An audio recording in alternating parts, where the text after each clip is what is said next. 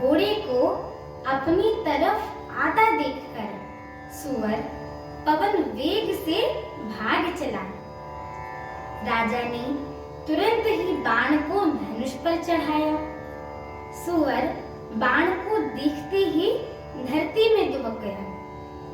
राजा तक तक कर दिए जलाता है, परंतु सूअर छल करके शरीर को बचाता है। वह पशु कभी प्रकट होता है और कभी छिपता हुआ भाग जाता है, और राजा भी क्रोध के वश उसके साथ पीछे लग जाता है। सूअर बहुत दूर ऐसे घने जंगल में चला गया जहां हाथी घोड़े का गम नहीं था। राजा बिल्कुल अकेला था और वन में क्लेश भी बहुत था। फिर भी राजा ने उस पशु का पीछा नहीं छोड़ा। राजा को बड़ा धैर्यवान देखकर सूअर भागकर पहाड़ की एक गहरी गुफा में जा घुसा। उसमें जाना कठिन देखकर राजा को बहुत पछताता लौट कर आना पड़ा। पर उस घोर वन में वह रास्ता भूल गया। बहुत परिश्रम करने से थका हुआ और घोड़े समेत भूखा प्यासे व्याकुल राजा नदी तालाब खोजता खोजता पानी बिना बेहाल हो गया। वन में फिरते फिरते उसने एक आश्रम देखा।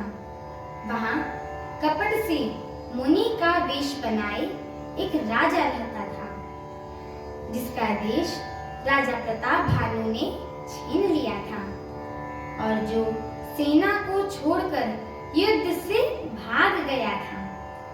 प्रताप भानु का अच्छे दिन जानकर उसने अपने बुरे समय अनुमान लगाकर उसके मन में बड़ी ग्लानि हुई। इससे वह न तो घर गया और न अभिमानी होने के कारण राजा प्रताप भानु से ही मिला। दरिद्रता की भांति मन में ही क्रोध मारकर वह राजा तपस्वी के भेष में वन में रहने लगा। राजा उसके पास गया। उसने तुरंत पहचान लिया कि यही प्रताप भानु है। राजा प्यासा होने के कारण व्याकुलता में उसे नहीं पहचान सका। सुंदर वेश देखकर राजा ने उसे महामुनि समझा और घोड़े से उतरकर उसे प्रणाम किया। परंतु बड़ा चतुर होने के कारण राजा ने उसे अपना नाम नहीं बताया।